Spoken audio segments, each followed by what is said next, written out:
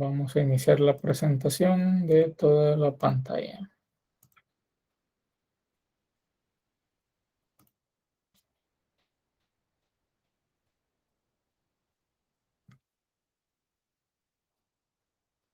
Bien. Ahora sí, me confirman, por favor, si se puede visualizar y si escuchamos bien. Sí, ingeniero. Se visualiza y se escucha bien. Excelente, muy bien. Nuevamente, bienvenidos todos. Vamos a abordar ahora el contenido 9.3, reacciones de polimerización. Vamos a abordar propiamente el proceso de cómo se crean las cadenas del polímero y en esencia vamos a tener dos formas principales en las que se da este proceso de polimerización, la construcción de esas cadenas. Primeramente tenemos la polimerización por crecimiento de cadenas, donde un mero simple se une a otros meros que tienen radicales libres disponibles para enlazarse y ahí se va formando la larga cadena hasta que llega un punto donde debemos interrumpir ese crecimiento de las cadenas. Ya lo vamos a abordar también en esta parte. Por otro lado, tenemos la polimerización por condensación. En esta, lo que se indica principalmente es que se va a formar un monómero a partir de dos monómeros distintos y ese monómero es el que precisamente se va a ir adicionando a otros monómeros que se combinan para formar las cadenas. En los dos vamos a apreciar ciertas etapas, pero propiamente la polimerización por cadena es por condensación, perdón, es la que conocemos como crecimiento por etapas, aunque también la polimerización por crecimiento de cadenas tiene indicadas algunas etapas, como lo vamos a ver a continuación. Por lo general, la polimerización en crecimiento de cadena se da en los polímeros llamados termoplásticos, que ya mencionamos alguno de estos en la clase anterior. ¿Recuerdan cuál es uno de los ejemplos de polímeros termoplásticos que mencionábamos en la clase anterior? Vamos a ver si pusieron atención. El Durapax, no. No.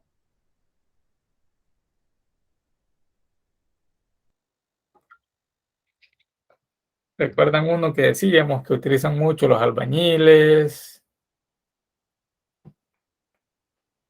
Hablábamos de ejemplos de los albañiles con los fontaneros y todo ese rollo.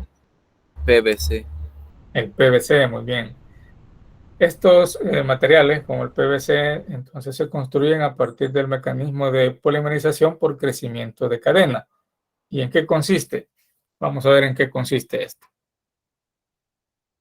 Muchas moléculas pequeñas, que son las que nosotros estamos llamando los monómeros, se enlazan entre sí una vez que reaccionan y se rompe, claro está, ¿verdad? El doble enlace que tienen los átomos de carbono, el monómero ya lo obtenemos como el mero y esa es la unidad repetitiva que se va a ir adicionando para formar las largas cadenas de los polímeros. Ejemplos como el polietileno, que es uno de los polímeros más sencillos, que tiene una estructura bastante sencilla. La composición química es la que mencionábamos, que ya debemos inyectar en la sangre, el C2H4. Es uno de los meros o monómeros bastante sencillos que se pueden obtener acá en los polímeros. Para la construcción de botellas plásticas, por ejemplo, las que tenemos por acá. Los dos átomos de carbono en donde se encuentra el doble enlace son los que interactúan con un elemento que funciona como un switch, como un iniciador y también un finalizador de la reacción que produce la formación de las cadenas. Cada átomo que vamos a indicar acá de carbono comparten dos de sus electrones con el otro carbono y estos también, los carbonos, comparten electrones con los hidrógenos. Observemos y recordemos que en la molécula del etileno, por ejemplo, el C2H4, aquí tenemos el doble enlace en esta porción que vemos por acá. Los dos átomos de carbono enlazados y con enlace simple tenemos los átomos de hidrógeno. Las dos representaciones que tenemos aquí. Entonces, es necesario que exista el doble enlace en los átomos de carbono acá para propiciar el mecanismo de polimerización por crecimiento de cadenas. Cuando agregamos nosotros el elemento catalizador, que es el switchable, que provoca la reacción y que se rompa uno de estos enlaces dobles acá, algunas veces son llamados enlaces pi. Creo que los compañeros de química conocerán bastante esto. Cuando se rompen esos enlaces, entonces aquí se tiene un electrón libre, que son los que nosotros vamos a constituir como radicales libres, que son los que ya están disponibles tanto a la izquierda como a la derecha, para que este monómero transformado a mero ya pueda enlazarse con otros similares y formar las cadenas. En presencia de temperatura y presión, y además de esto agregar el elemento catalizador, el doble enlace se rompe y se sustituye por un enlace simple, como lo vemos por acá. Observemos que ya en este C2H4 se ha roto uno de los enlaces, queda un enlace simple, y aquí tenemos esta representación del radical libre, la línea punto, que nos indica que está listo para poder entrelazarse con otro mero en las mismas condiciones, que tenga también un radical libre. Observen acá, radical libre, igual acá tenemos otros radicales libres. Y de esta forma se van enlazando muchos otros más meros hasta que tengamos miles acá, tal como lo expresa el grado de polimerización que aprendimos a calcular en la sección anterior. Aquí tenemos la unidad repetitiva del etileno. Repitiendo, esta molécula ya debemos inyectar en la sangre. No es necesario que nos den el monómero o el mero del etileno porque ya sabemos que eso es C2H4. Es el más sencillo de todos. La polimerización por adición o crecimiento de cadenas precisamente ocurre porque el monómero original tiene un enlace doble en los átomos de carbono. Aquí vemos otra representación del etileno, este es el monómero, es la unidad que se está repitiendo, enlazándose con muchos otros similares para formar las largas cadenas de los polímeros.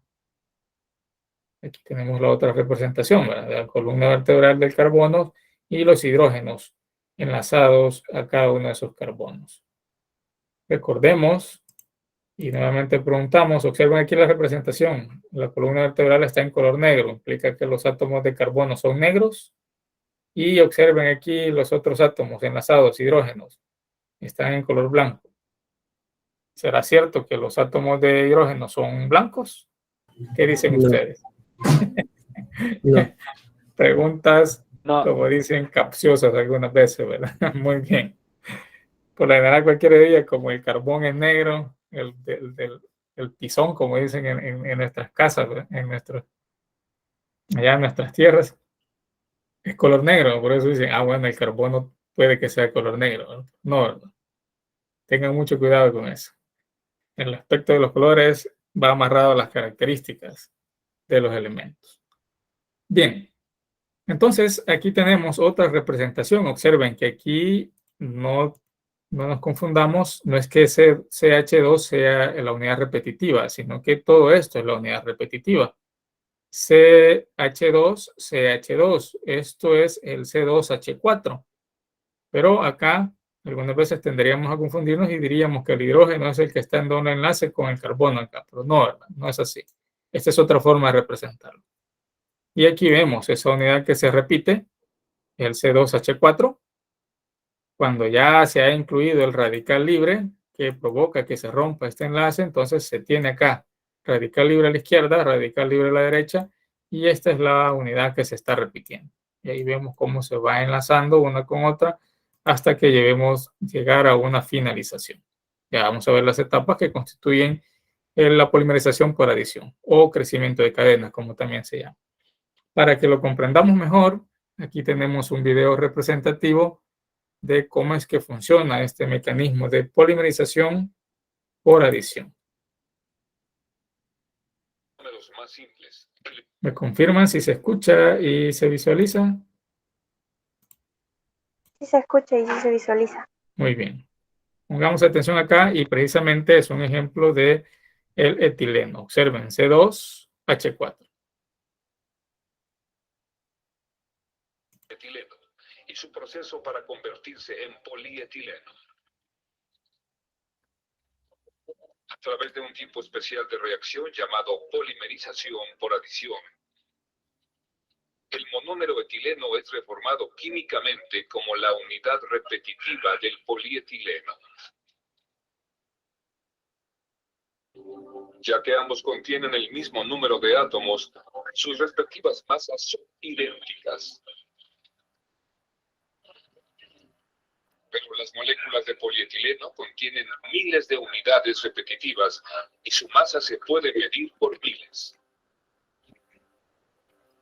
Entonces sería útil representar la reacción con esta fórmula donde N representa los miles de monómeros de etileno requeridos para producir la molécula de polietileno.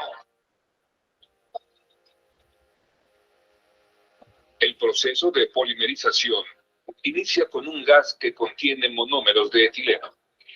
Se introduce un catalizador. La mezcla se comprime a 1500 atmósferas y calentada a 250 grados Celsius, creando condiciones torturantes.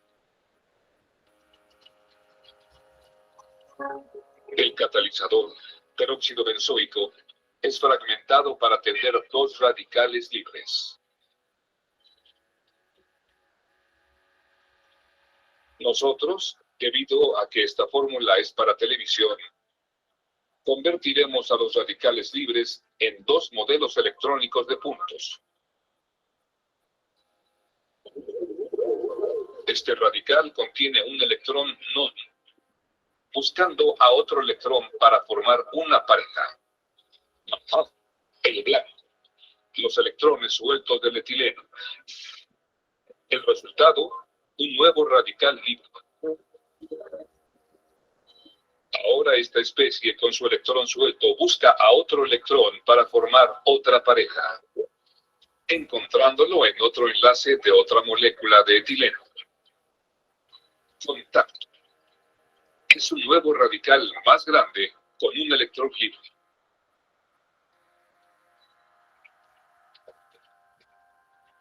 Y así crece la cadena del polietileno. Y crece.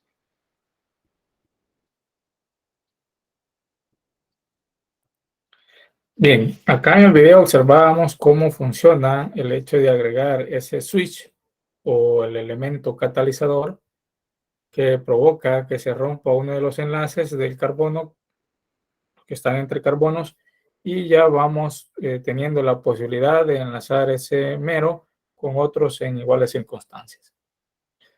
Los elementos catalizadores por lo general son peróxidos. En este caso, para el etileno, el peróxido de benzoilo es el que se agrega para que se dé esa reacción. Por eso es que ustedes van a ver en algunos videos, cuando se está formando una resina polimérica, siempre se agregan dos componentes, ¿verdad? Uno en mayor proporción y uno en menor proporción. El de menor proporción es el elemento catalizador, que provoca la reacción para formar ese polímero. ¿Han observado algunos de estos videos? Cuando generan una resina y obtienen o la quieren utilizar para, a través de un molde, obtener una pieza prefabricada. Ahí van a observar cómo se combinan. Los que trabajan, si hay alguien por acá que trabajan en la industria de la enderezado y pintura, en talleres automotrices, entonces conocerán bastante bien este proceso, ¿verdad? Cuando la resina epóxica la combinan junto con fibras reforzadas, que pueden ser fibras de vidrio o fibras de carbono, para formar ese polímero que es bastante resistente y obtener piezas en los vehículos que necesitan ser reparadas, sobre todo del fuselaje, de la carrocería, en términos generales. Bien, entonces, como mencionábamos, la polimerización por adición o por crecimiento de cadenas tiene identificadas ciertas etapas. La etapa de iniciación, la etapa de propagación y la etapa de terminación. En la iniciación es cuando el elemento catalizador, que funciona como un switch de inicio, abre ese doble enlace y deja disponibles los radicales libres. Pasamos a la etapa de la propagación, cuando ya se están adicionando otros meros para formar las largas cadenas del polímero. Pero es necesario llegar a una terminación, ¿verdad? Por eso es que se clasifican de esta forma. Recordemos, el elemento catalizador funciona como un switch, como los que tenemos en nuestras casas, ese interruptor que enciende una luz o la apaga, ¿verdad? De la misma forma. Los iniciadores, como ya los mencionamos, a menudo son peróxidos, para el caso, repitiendo, del etileno, el peróxido de benzoilo, y las estructuras algunas veces son un tanto complejas. En este caso, observen para este ejemplo de la obtención del mero de estireno para formar el poliestireno, el radical libre que se agrega, o el elemento catalizador, perdón, que se agrega para formar el radical libre, está constituido por muchos elementos como los que llamamos el anillo de benceno. Tenemos aquí, observando esta representación, recordemos, ¿cuántos carbonos tiene el anillo de benceno? ¿Recuerdan que lo mencionamos en la clase anterior? Son 6. Son 6, y en cada uno de esos carbonos va enlazado un hidrógeno. Entonces tendríamos, a excepción del que va enlazado acá con este átomo de carbono, tendríamos alrededor de 5 hidrógenos acá involucrados en este anillo de benceno. Entonces agregamos ese peróxido a la molécula del estireno y ya tenemos aquí el mero, que va a ser la unidad repetitiva. Y deberíamos cuantificar, ¿verdad?, cuántos carbonos hay y cuántos hidrógenos hay en este mero cuando nos pidan calcular el peso molecular del mero o de la unidad que se repite. Recordemos cuántos carbonos y cuántos hidrógenos tiene cada uno de estos anillos de benceno. Aquí observamos también en la representación de punto que nos da la pauta de que esto ya es un radical libre. Ya no hay un enlace doble acá, sino que tenemos el radical libre listo para enlazarse a otras moléculas similares y darse la etapa de la propagación, como la que tenemos acá, que ya anteriormente la habíamos mencionado. Radicales libres disponibles para enlazarse con otros meros y así formar los miles o unir los miles de meros para formar la cadena. Ya recordamos de nuestro concepto de grado de polimerización en qué rangos andan los valores de esos grados de polimerización, que nos da la idea cuántos meros se necesitaron para formar la cadena. Y en la etapa de terminación, aquí es necesario interrumpir ese crecimiento. Esto debe tener un final, ¿verdad? Entonces, ese elemento catalizador también funciona como interruptor que interrumpe ese crecimiento de cadenas para obtener al final el sólido polimérico. ¿De qué forma puede hacerse? Hay alrededor de 2 o 3 etapas. Aquí nos vamos a centrar solamente en 2 etapas, en 2 formas, perdón, de hacer este cierre de las cadenas. Primeramente, podemos hacerlo por combinación. Cuando una cadena que ya se ha formado sigue teniendo un radical libre, puede enlazarse con otra cadena que tiene un único radical libre, entonces esas dos cadenas forman una cadena más larga, pero con eso ya se logra cerrar el crecimiento de dichas cadenas. Eso es la combinación, ¿verdad? Por otro lado, también tenemos la desproporción. En este caso, lo que sucede es que o bien agregamos un tercer elemento para que cierre el proceso, o uno de los hidrógenos que están constituidos en la cadena se desprende y se adhiere al radical libre que pueda tener la cadena por acá, y con eso se interrumpe ya el crecimiento. Aquí tenemos los 2 ejemplos de la combinación. Cuando imaginemos que esto es una cadena que tiene solo este radical libre, esta es otra cadena que tiene este radical libre, las 2 cadenas se enlazan y ya se cierra esa longitud de cadena. Y el otro de la desproporción, cuando el hidrógeno pasa por acá.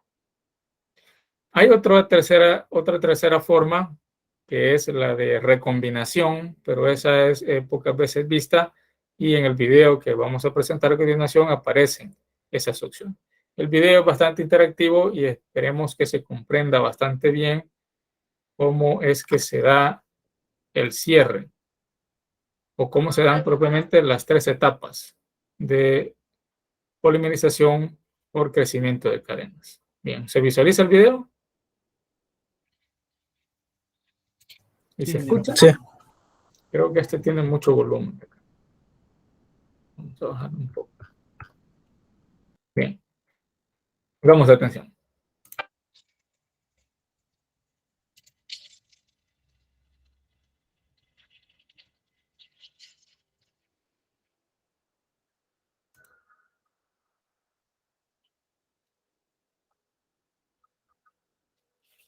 Disculpe, ingeniero, está sonando el video. Sí, ¿no se escucha? No, No. Vamos a ver si nuevamente vuelvo a darle presentar.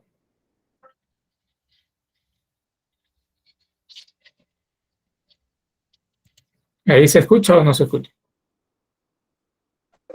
no, todavía no se escucha. Todavía no. Muy bien, voy a entonces, aunque solo es música de fondo la que tiene, ¿verdad? Pero para que sea más No se interactivo el preocupe, video. no habría tanto problema. Es que pensé que estaba explicando el esquema. Sí, no se explica, solo es una música de fondo que tiene, porque todo lo va en texto, lo va explicando el video realmente. Pero voy a intentar presentar nuevamente.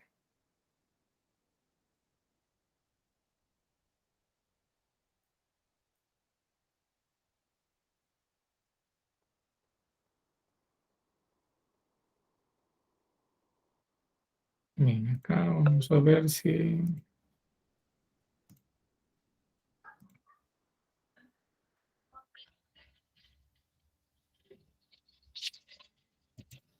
¿Se escucha y se visualiza?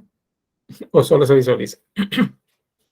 Solo se visualiza, pero ahorita está en pausa, ¿verdad? Sí, acá está en pausa, sí. Bueno, ni modo, vamos a ver solo como les menciono, la descripción está aquí en texto, en el video.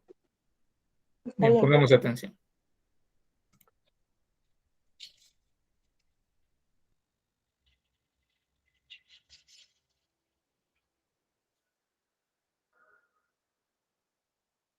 Aquí tenemos las etapas que ya mencionamos: iniciación, propagación y desactivación o finalización, ¿verdad? Esta puede darse por combinación o por desproporción, como ya mencionamos, y ahí aparece la tercera opción, que es la de recombinación. Sí escuchan la redacción que voy dando del video, ¿verdad? Sí, ese sí. Muy Sí, bien. ingeniero. Voy a tratar de explicar entonces en lo medio de lo posible lo que vaya sucediendo acá. Aquí observamos los enlaces pi que mencionábamos, que son los enlaces dobles en los átomos de carbono que podamos tener.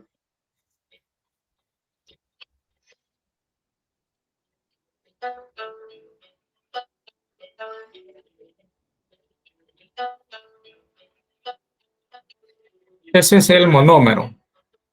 Es necesario que interactúe con el elemento catalizador o el iniciador para que se rompa el doble enlace, que están representadas por las manitas de las figuras acá, ¿verdad?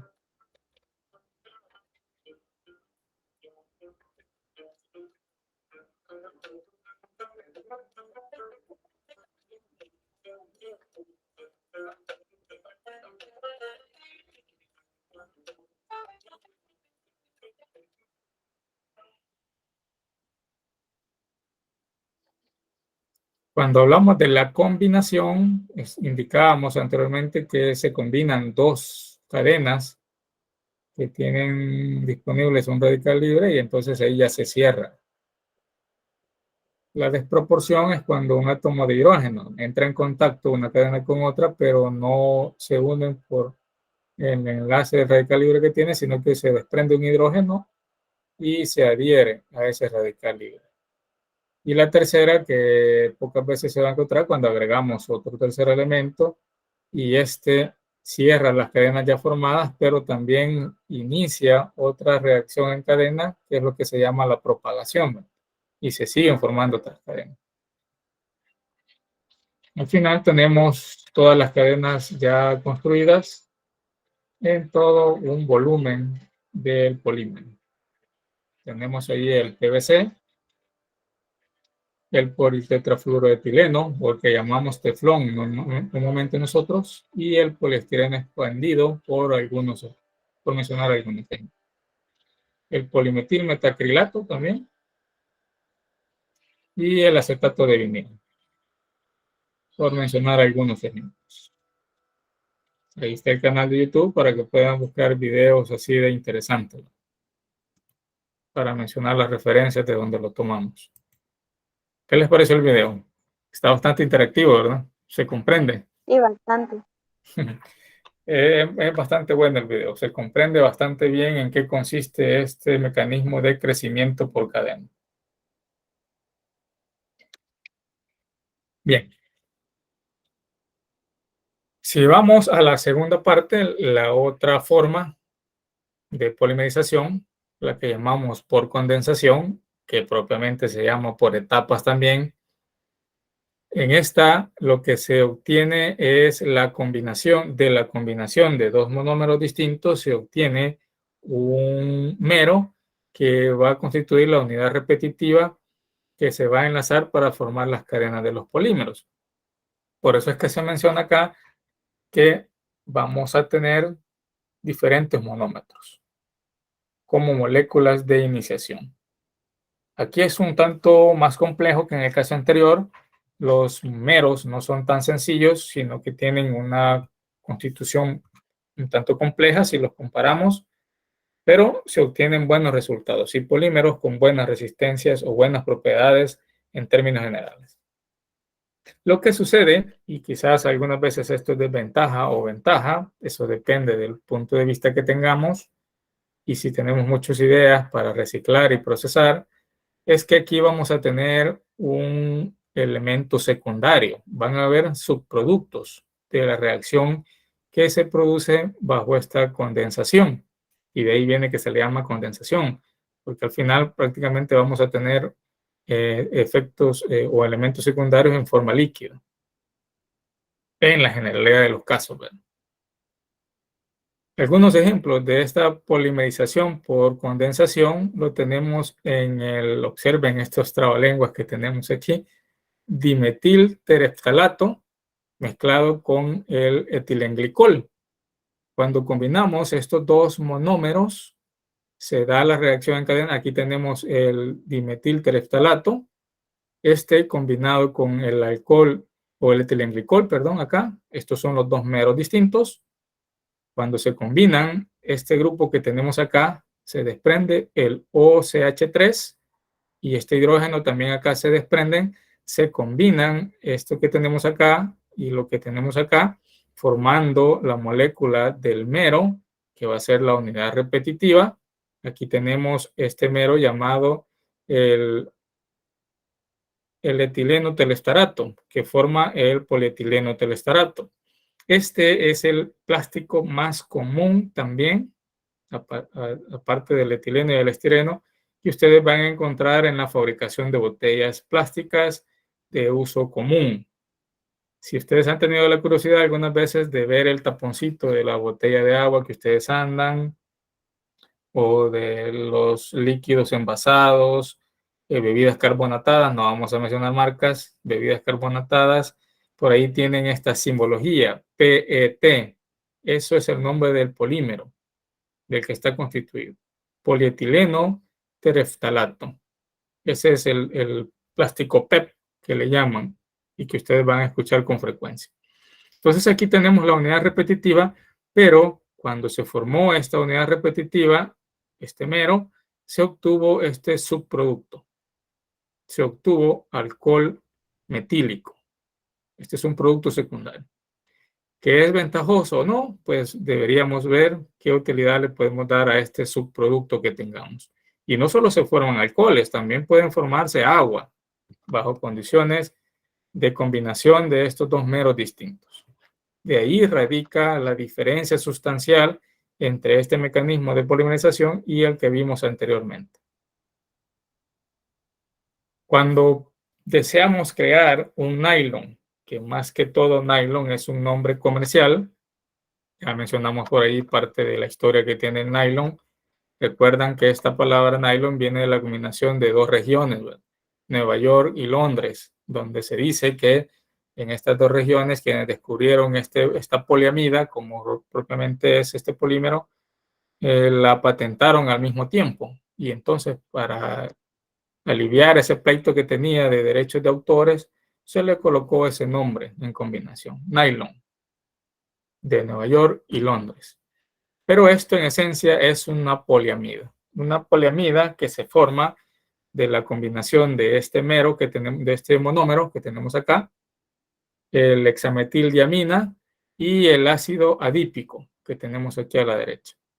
Se desprende, en el caso del hexametil, aquí se desprende el hidrógeno y aquí se desprende este grupo hidrógeno-oxígeno, el OH.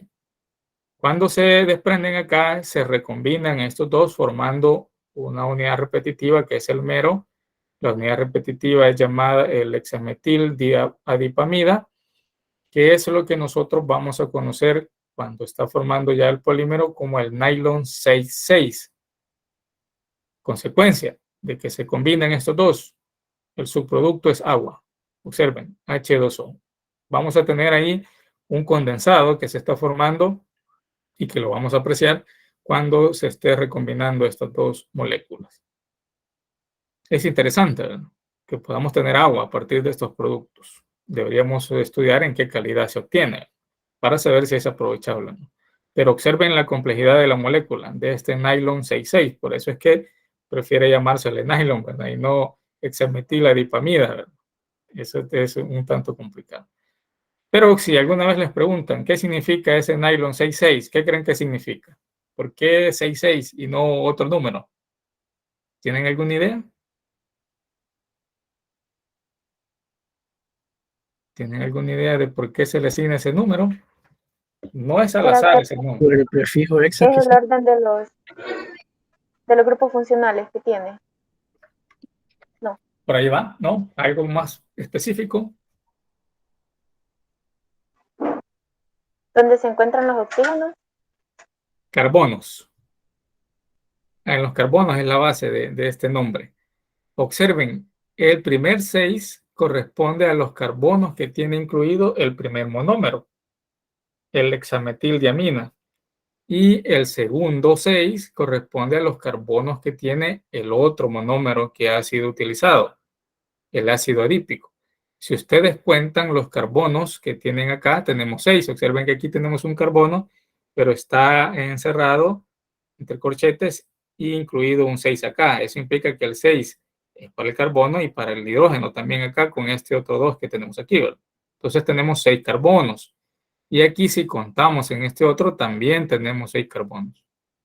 Estos dos que están acá y el que tenemos aquí encerrado entre corchetes con este 4 implica que aquí hay 4 carbonos más estos dos son 6. De ahí viene su nombre, el nylon 6,6. Entre otras cosas, es el que mejor propiedades mecánicas presenta. Entonces, por eso su amplia aplicación en la industria de los materiales. La longitud de la cadena depende de la facilidad con que los monómeros puedan difundirse hacia los extremos y así sufrir la reacción de condensación, ¿verdad? Entonces, dependiendo de cuántos monómeros se utilicen, así va a tener el grado de polimerización correspondiente. Eso lo define propiamente ese concepto. Pero para nosotros sacar el peso molecular promedio del mero que se ha formado, debemos utilizar la siguiente expresión. Recuerden, aquí solo aparece una M mayúscula, M mayúscula barra, pero debe tener una P si queremos ir en concordancia con la nomenclatura que hemos definido en la clase anterior para los pesos moleculares. Aquí sería peso molecular promedio, porque lleva esta barra, del mero, sería la sumatoria de la fracción en la que participa el monómero 1 por su peso molecular. Y ahí sumaríamos, de nuevo, la fracción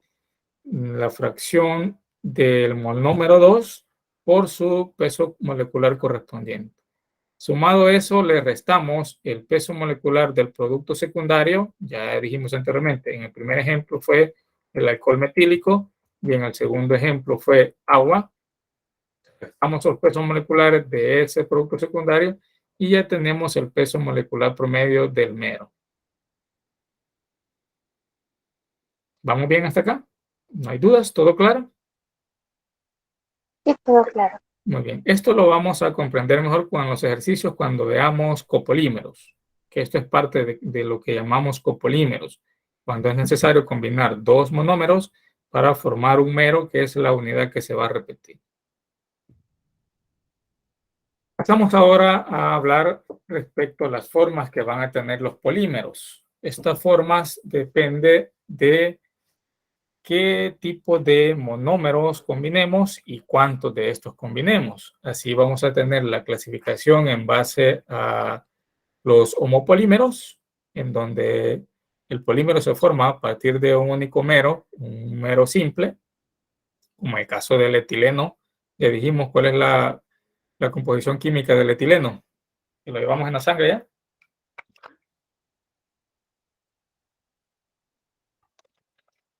C2H4. C2H4, muy bien. Y también tenemos el otro grupo llamado los copolímeros, cuando se requieren más de un mero o un monómero para formar la unidad repetitiva. De ahí viene su nombre de copolímero. Los homopolímeros son materiales poliméricos que consisten en cadenas formadas por la misma unidad sencilla que se repite. Un solo monómero reacciona, forma un solo mero y esta unidad se repite.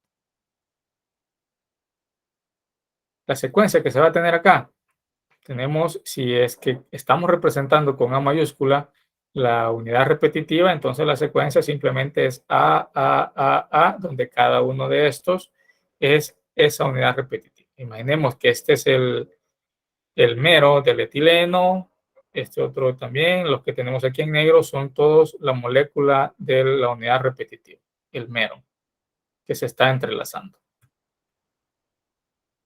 Pero cuando hablamos de los copolímeros, aquí tenemos la combinación de dos o más monómeros. Cadenas lineales por adición compuesta de dos o más tipos de moléculas, es decir, dos o más tipos de monómeros, que pueden estar en diferente ordenamiento. Eso de ordenamiento entre comillas, ¿no? Podemos tener entonces, en base a esa ubicación de cada uno de los monómeros, podemos hablar de cuatro grupos principales. Los copolímeros llamados alternos, donde tenemos el siguiente orden: el monómero A, seguido del monómero B, después el monómero A, monómero B, monómero A, monómero B. Ese es uno de los mayores ejemplos representativos de los copolímeros alternos, pero también pueden estar en parejas, ¿verdad? Dos monómeros A, seguidos de dos monómeros B, después seguidos de dos monómeros A. O en tríos, tres monómeros A seguidos de tres monómeros B, y así vamos la secuencia. Después acá tres monómeros A y posterior tres monómeros B, formando la cadena. También podemos tener los copolímeros aleatorios, donde aquí hay totalmente un desorden. No podemos intuir en qué posición estará ubicado el monómero A y el monómero B. Ordenados en bloques, similar a los alternos anteriormente, acá tenemos cuatro monómeros A agrupados, seguidos de cuatro monómeros B, y ahí vamos siguiendo la secuencia. Los injertados hacen referencia a que podemos tener ramificaciones en las cadenas de los polímeros, en donde uno de los monómeros formará la línea principal. En este caso de ejemplo tenemos el monómero A formando la línea principal, y las ramificaciones las forma entonces el monómero B, enlazados, observen acá, como brazos que salen de la línea principal o de la cadena principal del polímero. Perdón. Igual acá puede ser una línea formada por los monómeros B y la ramificación, las A. Puede tener ese caso también. En ejemplos representativos, aquí tenemos esos cuatro casos, donde teníamos acá los alternos. Observen, un monómero en color naranja y otro en color celeste acá, combinados. AB, AB. O agrupados también, que tenemos acá. Los que están desordenados, perdón, acá, agrupados, y los que son ramificados, donde la columna principal la forma un monómero y las ramificaciones las forma el otro monómero. Estos son los que son un tanto complicados de manejar por la misma composición química que tiene y porque no podemos realizar procesos para mejorar sus propiedades acá. Estos son totalmente amorfos. No podemos formar regiones cristalinas en ellos que podrían dar mejores propiedades mecánicas. En esto es bastante difícil. Y en base a eso último que acabo de mencionar, aparecen los conceptos de tacticidad y estereoisomerismo. Son nombres complicados, ¿verdad? Vamos a ver en qué consiste cada uno de ellos. La tacticidad tiene que ver con qué tan simétrico o no simétrico sea la cadena del polímero. Es decir, qué tanto ordenamiento nosotros podemos identificar en la ubicación de los monómeros que están involucrados. Vamos a indicar que polímeros formados a partir de unidades de repetición no simétricas y cuyas propiedades y estructuras quedan determinadas por ese ordenamiento espacial que tengan los monómeros dentro de la cadena. A eso hace referencia la tacticidad, a la simetría que podamos tener. Y así aparecen entonces tres clasificaciones: los polímeros isotácticos, los indiotácticos y los atácticos. Dentro de esto, los atácticos son los que presentan mayores problemas. Son bastante rebeldes porque son bastante desordenados. No podemos en ellos lograr mejoras aplicando cualquier proceso acá. Veamos en qué consiste cada uno de ellos. Los isotácticos hacen referencia a la ubicación ordenada de un monómero o de una especie que constituye el monómero a un lado de la cadena, de la columna principal, y el otro elemento al otro costado opuesto, igualmente ordenados. Observemos, aquí solo tenemos estos elementos en naranja, todos a este lado, y los en verde, todos a este lado. Eso hace referencia a los isotácticos. Cuando hablamos de los sindiotácticos, aquí tenemos más bien un orden alternativo. Tenemos acá, observen, el elemento B a este lado y aquí el naranja a este lado. Después en el siguiente cambian de posición y así se van alternando. A eso hacemos referencia cuando hablamos de polímeros sindiotácticos, hablando dentro del grupo de los copolímeros, elementos distribuidos de forma alternativa, pero un tanto ordenada, ¿verdad? Y ese ordenamiento alterno sigue una secuencia lógica. Y los atácticos, como les menciono, son los más rebeldes, son totalmente desordenados, son los random, como ustedes dicen. ¿A qué hacen referencia ustedes cuando hablan de esa palabra random? Creo que ustedes, los jóvenes de hoy en día, utilizan mucho esa palabra. Aleatorio. Aleatorio. Creo que algunas veces los he escuchado mencionar refiriéndose a alguien, ¿verdad? O ustedes mismos, ando en modo random. ¿A qué hacen referencia? Algunas veces me cuesta comprender esa simbología que utilizan hoy. O sea que andan en modo aleatorio cuando andan así. En efecto. Ando todo random, creo que mencionan, algo así. Bueno, un paréntesis.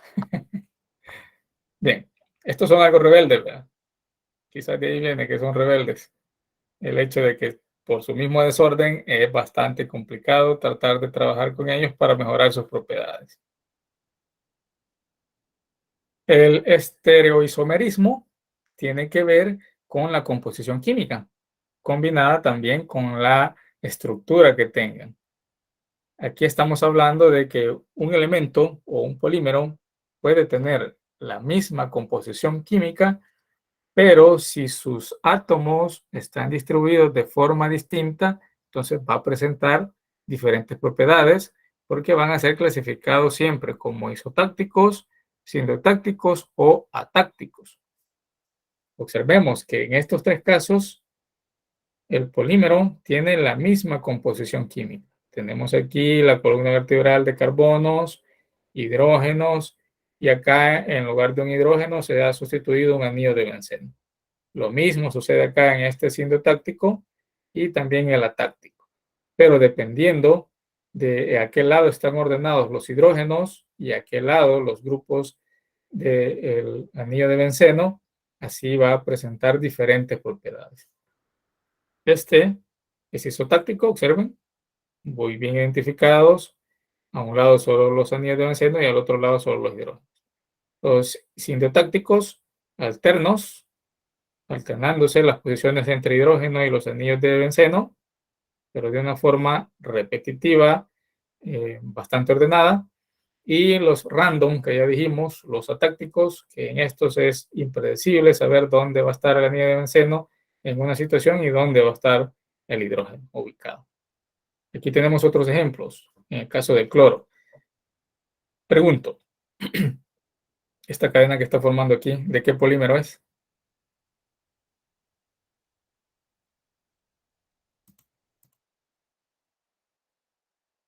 Ya lo repetimos muchas veces.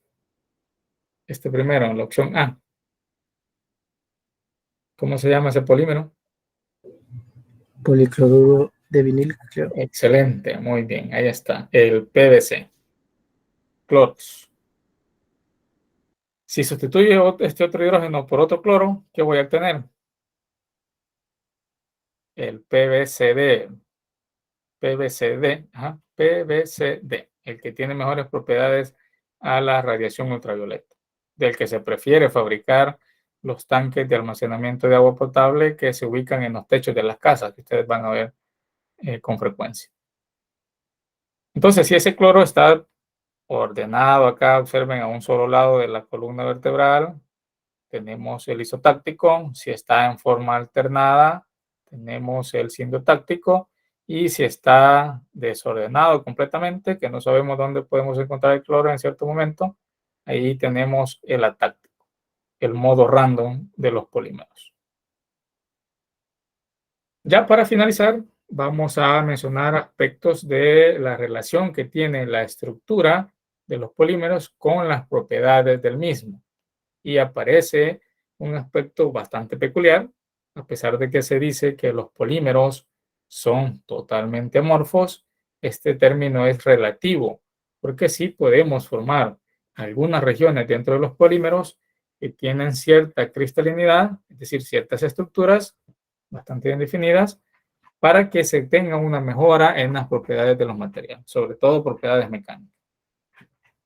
Entonces, propiedades como la resistencia a la tensión, eso es parte de una propiedad mecánica. Mejoras en la termoflencia, soporte de la temperatura. La tenacidad al impacto, es decir, la energía que absorben el impacto. La resistencia al desgaste y la temperatura de fusión tienden a aumentar al incrementar el peso molecular promedio de la polimerización, del polímero.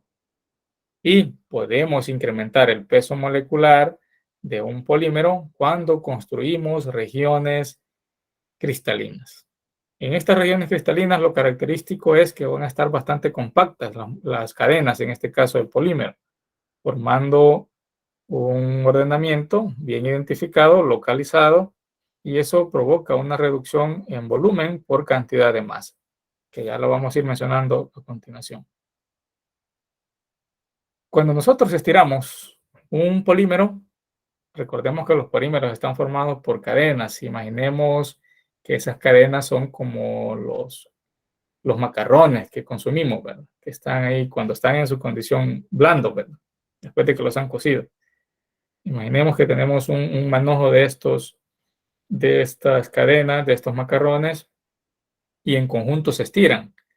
Cuando los estiramos, lo que provocamos no es en sí inicialmente una deformación, sino un reacomodo de las cadenas. Cuando estas cadenas se reacomodan, es decir, se desentrañan, se desmarañan, ¿verdad? Se forma un ordenamiento bastante localizado. A ese ordenamiento es al que nosotros vamos a llamar las lamelas dentro de los polímeros. Como lo vemos por acá, este es el resultado que se ha obtenido de precisamente este ordenamiento que ven por acá, de estirar un polímero.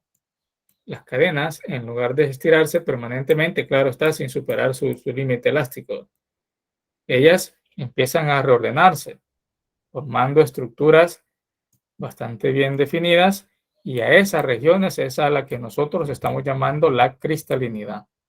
que estamos formando regiones cristalinas en los materiales. Aunque ese concepto es propio para los materiales cristalinos, ¿verdad? Repitiendo esto, los polímeros en esencia son amorfos, pero podemos lograr a través de estos procesos de manufactura conseguir formar estos núcleos que están bastante bien definidos por el ordenamiento de las cadenas. ¿En qué distancias? Se menciona por acá de alrededor de 100 átomos de carbono, las distancias que puedan tener estas láminas o láminas formadas de regiones cristalinas. Se dice que ese concepto de estirarlos y que se dé el reacomodo de las cadenas es lo que llamamos como cadenas plegadas. Las cadenas buscan ordenamiento y con eso ya mejoramos las propiedades mecánicas de los materiales. Si observamos aquí, en otras palabras, estamos logrando compactar esta región, estamos reduciendo su volumen, incrementando su masa, en la relación masa-volumen, no es que incrementemos su masa, sino que incrementamos la relación masa-volumen, es decir, que estamos incrementando en otras palabras la densidad de este material. Y entonces así vamos a identificar zonas cristalinas, regiones cristalinas, donde vamos a visualizar el ordenamiento. Esta es una vista al microscopio de un polímero. Zonas cristalinas, ordenamiento de las cadenas y zonas amorfas, donde no hay un ordenamiento de las cadenas. Estamos logrando mejorar las propiedades del material con esa recombinación de las cadenas. Otra forma acá, observen cómo las lamelas están distribuidas, regiones ordenadas, regiones aleatorias, amorfas, regiones ordenadas, igual acá, amorfas y regiones ordenadas. Estamos como cuando ustedes mencionaban en vidrios, en los cerámicos, similar a lo que llamamos la nucleación. ¿Recuerdan ese concepto de nucleación en los materiales vítreos? Una vez que nosotros logramos las regiones cristalinas, también aparecen aquí los conceptos de la temperatura de transición vítrea. ¿Recuerdan ese concepto allá en la unidad de cerámicos?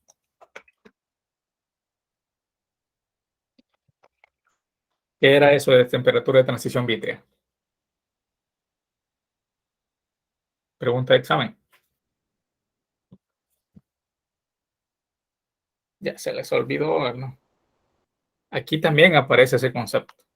Ya lo vamos a ver más adelante. Entonces, como podemos formar ciertas regiones cristalinas en los polímeros, estas se definen a través del grado de cristalinidad que se puede obtener.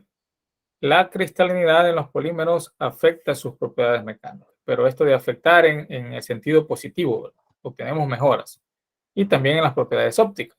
Por mencionarles algún ejemplo, cuando algunas veces logramos regiones cristalinas en un polímero, este se vuelve un tanto translúcido, es decir, que puede dispersar la luz. Aplicaciones de estas ustedes las van a observar con frecuencia en las láminas plásticas protectoras de luminarias en edificaciones. Han observado que en algunos edificios se coloca una lámina de plástico que tiene muchos como cuadritos de toda esa lámina en esas luminarias. Eso es para que la luz se disperse mejor, ¿verdad? Que no se concentre en un punto, sino que la luz se disperse, y precisamente esa lámina plástica está formada por regiones cristalinas para que lo vuelvan translúcido. Esa es una de las propiedades ópticas que logra mejorarse. Sí, eso es lo que se requiere, ¿verdad?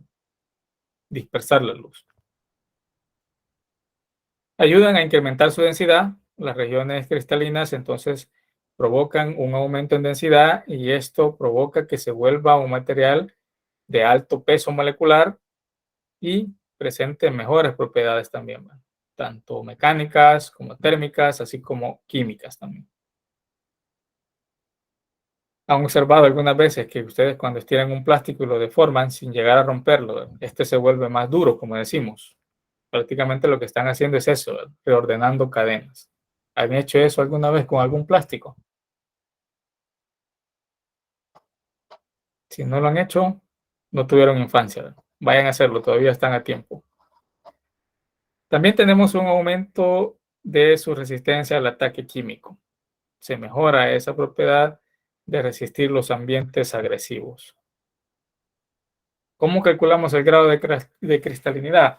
Pues es una relación de densidades. ¿Qué debemos hacer? Conociendo la densidad del material, aquí dice densidad de la muestra, la Rho sub S,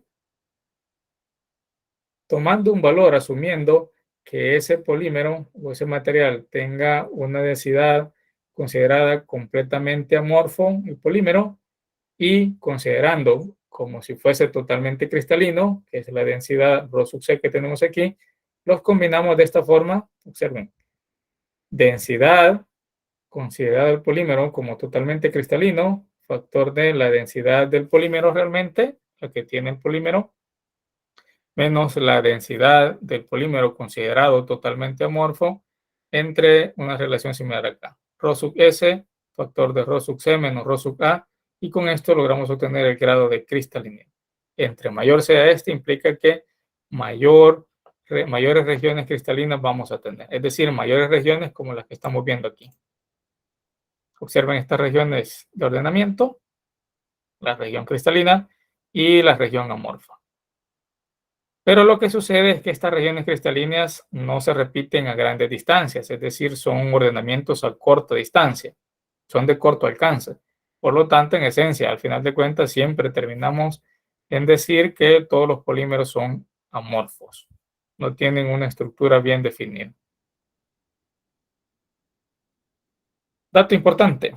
Un polímero cristalino cuyas cadenas están más empaquetadas o más compactadas tiene mayor densidad que uno amorfo. De ahí es donde los materiales de alta densidad o alto peso molecular son los que tienen mayores regiones cristalinas. Factores que afectan la cristalinidad, es decir, factores que van a impedir que podamos formar regiones cristalinas en los materiales poliméricos. Primero, la química molecular.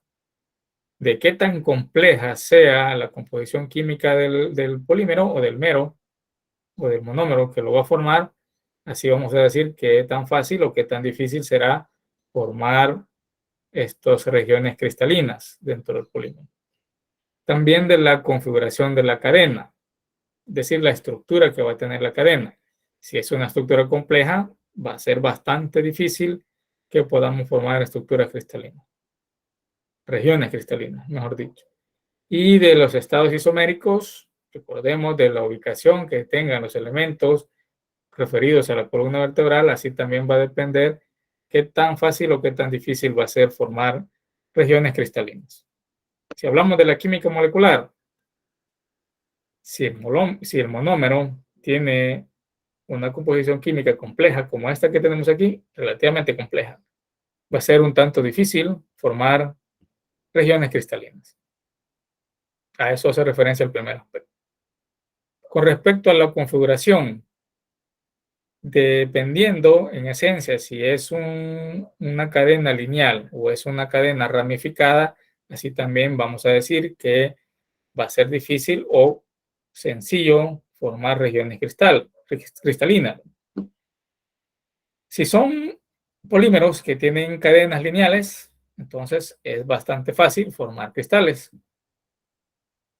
Pero si son polímeros que tienen cadenas ramificadas, entonces va a ser bastante difícil formar regiones cristalinas. Son bastante rebeldes. Aquí tenemos los casos. Los reticulares caen dentro de lo mismo de las ramificaciones, ¿verdad? Y cuando hablamos de este caso particular, en que nos vamos a centrar más adelante, porque ve su amplia aplicación en la vulcanización, en las llantas de los vehículos sobre todo, han escuchado ese concepto de vulcanización. Incluso hay algunos talleres o ventas de llantas de vehículos que dice se vulcaniza. ¿Han escuchado o han visto esos términos alguna vez? Si no, les dejo de tarea, cuando salgan y pasen por llanterías, vean si dice se vulcaniza o cosas similares a eso. Ingeniero, que no tiene que ver con la adición de azufre. Así es, muy bien. Excelente. A eso vamos. Y esto fue realmente algo que se descubrió accidentalmente, como lo vamos a ver en las siguientes clases. Por ahí el señor Charles Goodyear, famoso porque una de los polímeros utilizados ahí llevan su apellido, ¿verdad?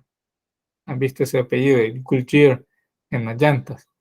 Entonces este señor dicen que accidentalmente es dormido, procesando un hule, el isopreno, lo dejó por ahí cerca de una fogata y tenía azufre ahí, entonces estos se recombinaron y formó, cuando él despertó, descubrió que tenía ahí un plástico bastante duro.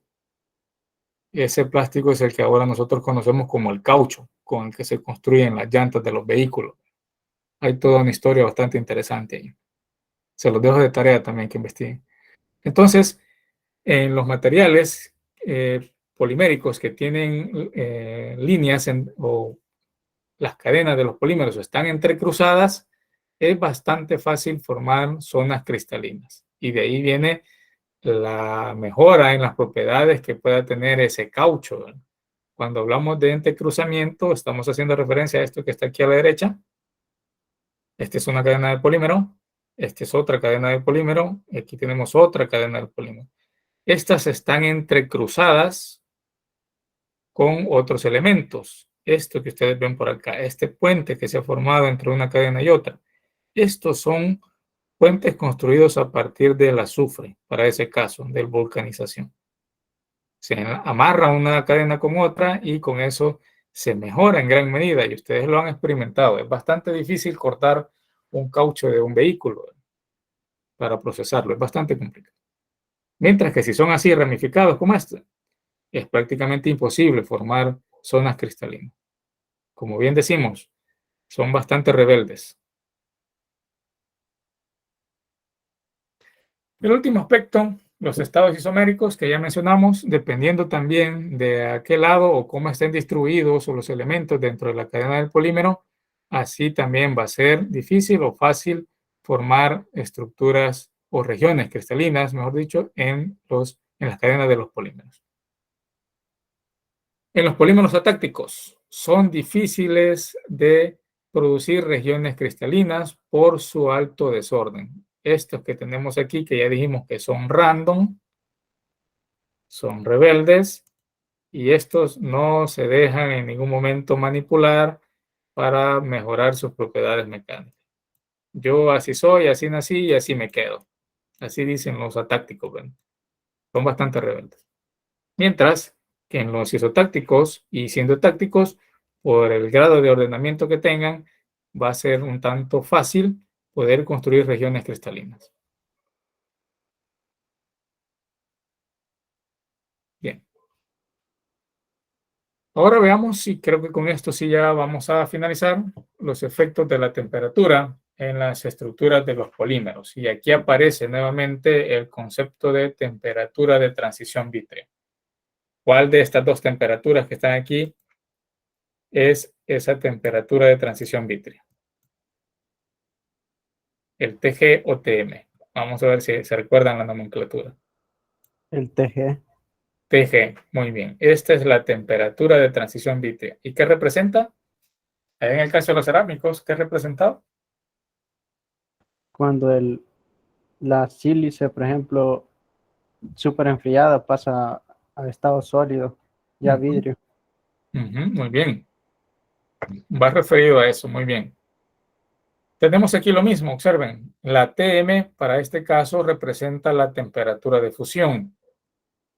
El intervalo de análisis importante es entre la temperatura de transición vítrea y la temperatura de fusión. Acá tenemos graficado el volumen específico y el comportamiento de ese volumen específico respecto a la temperatura. Aquí vamos de derecha a izquierda. Aquí tenemos la condición líquida del polímero y aquí tendríamos la condición sólida. En su proceso de enfriamiento, observemos que los polímeros totalmente amorfos, que son este de la curva A, el comportamiento que tenemos acá, observemos que el decaimiento del volumen específico es prácticamente gradual, casi imperceptible. se reduce un poco el volumen específico. Recordemos que el volumen específico es el inverso de la densidad, ¿verdad? Aquí tendríamos las unidades para el volumen específico, por ejemplo, en metros cúbicos sobre kilogramos, para que no perdamos de vista esto. Quizás voy a agregar este aspecto por acá para que logremos hacer la comparación. Ya habían escuchado antes ese concepto de volumen específico, ¿verdad?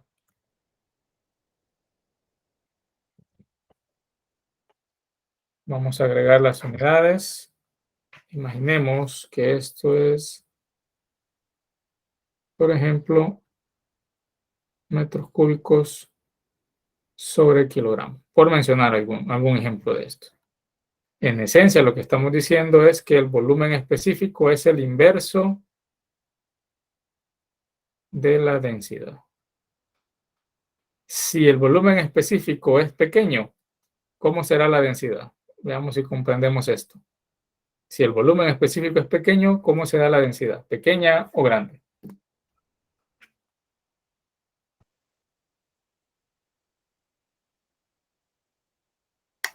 Grande. Es grande, ¿verdad? Muy bien. A eso vamos. Y ese es el análisis importante que debemos hacer acá. En los polímeros amorfos observemos que el decaimiento en el volumen específico es pequeño. Por lo tanto, en su proceso de enfriamiento no vamos a conseguir mejoras en aumento de su densidad porque es casi imperceptible la disminución en el volumen específico. Mientras que cuando tenemos polímeros semicristalinos, el comportamiento de la curva aquí nos indica, venimos acá en condición líquida y seguimos este camino. Observen que el grado de decaimiento del volumen específico es bastante grande. Implica que esto está indicando un volumen específico pequeño, por lo que se ha logrado entonces incrementar la densidad. Tenemos un polímero con una densidad incrementada. Eso se manifiesta como un polímero de alto peso molecular o de alta densidad. Pero si es polímero cristalino, donde abundan más las regiones cristalinas, entonces observen que el decaimiento en el volumen específico es todavía más grande. Tenemos un volumen específico muy pequeño, lo que implica que tendríamos una densidad bastante grande comparado con los dos anteriores, y aquí sí tendríamos un polímero que tiene mejoras en sus propiedades mecánicas.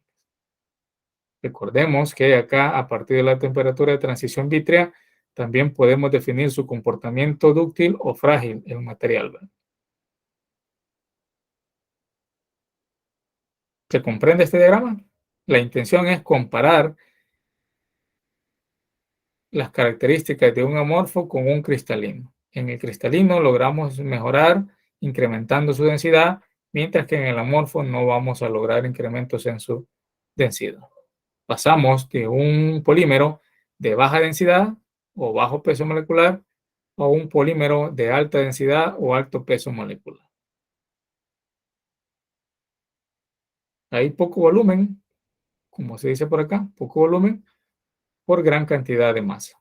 Eso lo vuelve de alto peso molecular. Otras imágenes representativas, siempre referidas a la gráfica anterior. En estos observen en los polímeros amorfos, las cadenas pueden fácilmente moverse. Acá, cuando aplicamos ciertos esfuerzos y ciertas condiciones de temperatura. Mientras que en los materiales cristalinos, polímeros cristalinos que tienen ciertas regiones cristalinas, pero cuando hablamos de polímeros cristalinos estamos haciendo referencia a que tiene ciertas regiones cristalinas, ¿verdad? No es que todo el material tenga una estructura cristalina. En estos, como se han mejorado sus propiedades mecánicas, estos pueden resistir muy bien las temperaturas y los esfuerzos, ¿verdad? Por eso es que los movimientos de las cadenas es bastante restrictivo acá. Soportan bastante bien esos movimientos de sus cadenas internas.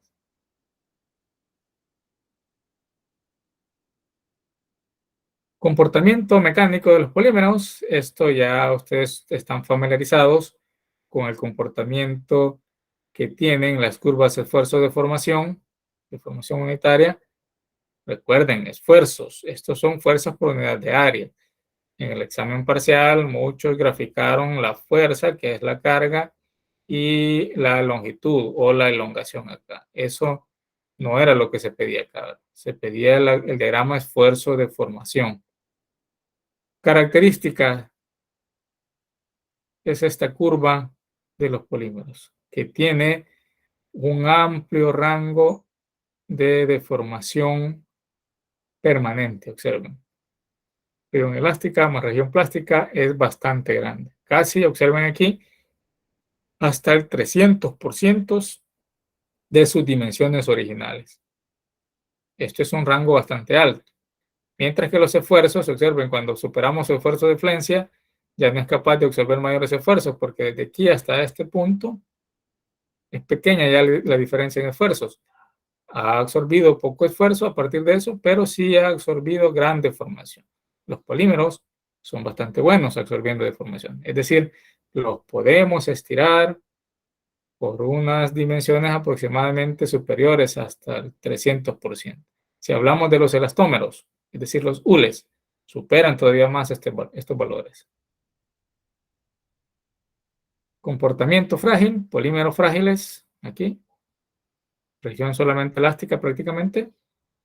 Polímeros tenaces, es decir, que tienen buena energía de absorción. Acá. Y los elastómeros. Observen que no soportan tanto los esfuerzos, pero sí son capaces de estirarse en gran medida, superando los 300 o 400% de las longitudes o dimensiones originales. Ya con estas dos terminamos, ¿sí? Permítanme acá. Comportamiento para los diferentes valores de temperatura, que esto es algo que ya también tenemos presente, que ya hemos mencionado muchas veces. Los materiales que están sometidos a temperaturas bastante bajas siempre van a tener un comportamiento frágil. Observen este que está a menos 40 grados Celsius. Este es para el metacrilato de polimetilo, ¿verdad? El ejemplo. Observen, para una temperatura bastante baja su comportamiento es bastante frágil.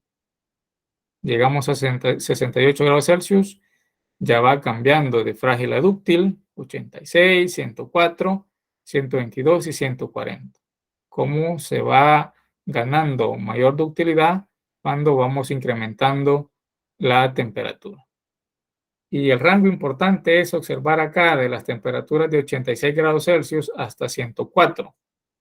Aquí es esa parte transitoria de su comportamiento frágil a su comportamiento dúctil. Ya empezamos aquí a observar la región de deformación plástica que puede soportar.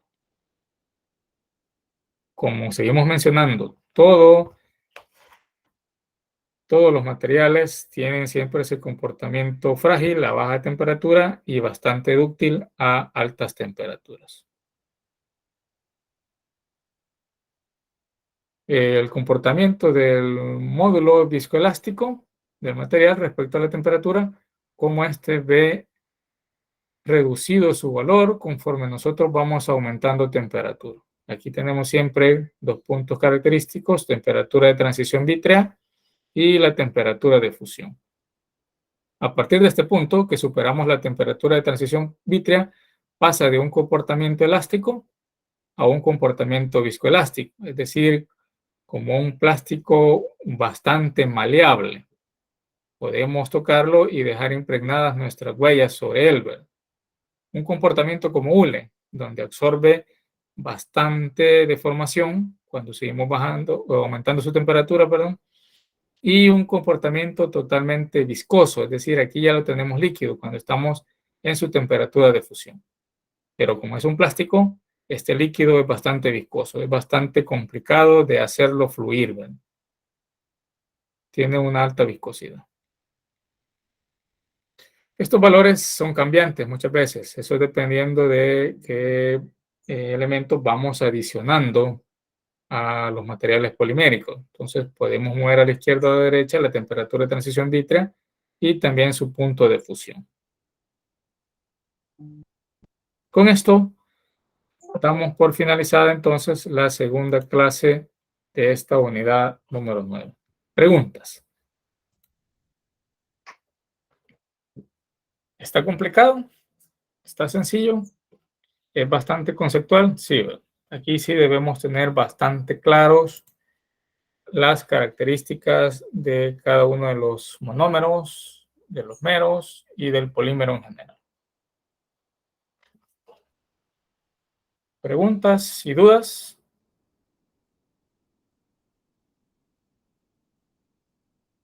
¿Todo bien?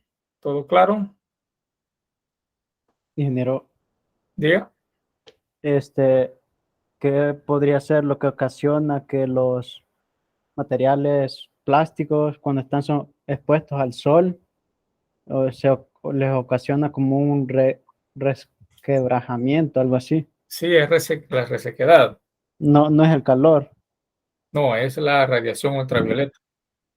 Sí, porque he visto que es bastante común. Sí, depende de qué tanta capacidad tenga el polímero de absorber el oxígeno, así va a ser su desempeño. Eso es lo que vamos a ver en la siguiente clase, en la clase 3, cuando veamos algunos de los polímeros que son capaces de soportar esa radiación ultravioleta. Pero ahí más bien es la radiación, no es la temperatura la que los vuelve así quebradizos.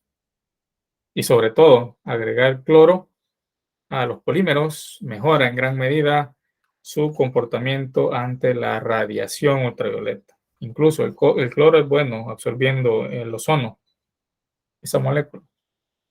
Y de ahí viene que cuando agregamos al PVC otro átomo de cloro, se obtienen mejoras en ese polímero, que es el que llamamos el PVCD, resistente a la radiación ultravioleta. ¿Vamos bien acá? ¿Está bien? Ingeniero, gracias. Muy bien. Bueno, entonces con esto nos quedamos hasta acá y repitiendo, probablemente el próximo martes sea nuestra última clase. Ahí nos despedimos ya del ciclo. Esperemos que todos con buenos resultados. Así es que podemos hacer una sesión con una galletita y un fresco para despedir, ¿verdad? Hacer la clausura de las sesiones de clase. El martes hay discusión, dicen por acá. Sí, tendríamos discusión. Discusión lunes a las 11:35 y martes a las 6:20. Las únicas dos discusiones que tendríamos, y los demás, por favor, incorporémonos. Los del día jueves y viernes, incorporémonos a los grupos del lunes y martes. Cualquiera que les quede más acorde a su horario.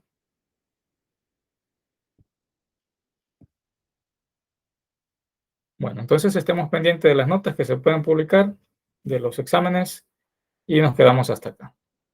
Les agradezco a todos la asistencia y la participación y tengan un buen día, un buen feliz fin de semana también. Ánimo, que ya casi terminamos.